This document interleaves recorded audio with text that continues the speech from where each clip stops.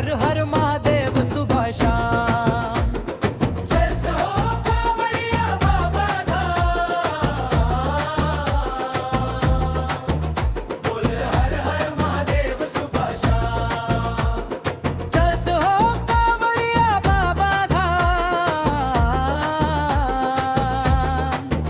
भोले बाबा पूरा करी है अरमान।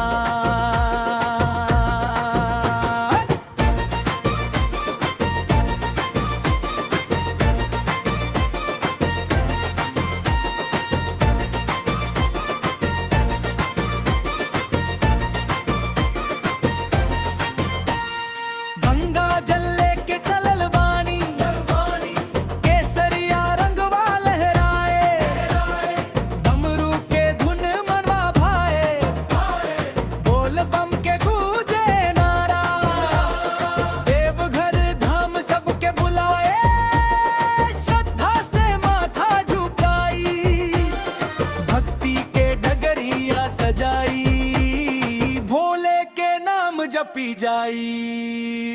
जैसे हो कावड़िया बाबा धाम, बोले हर हर महादेव सुबह शाम। जैसे हो कावड़िया बाबा धाम, भोले बाबा पूरा करी है अरमान।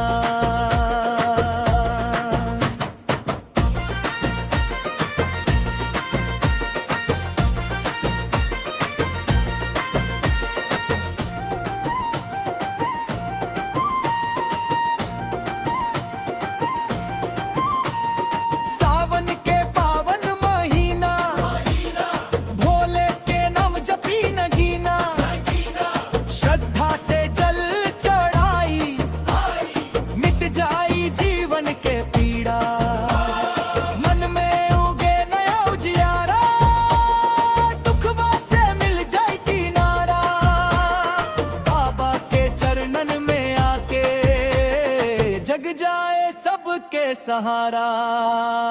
बम बम भोले हर हर शंभू, गूंजे चारों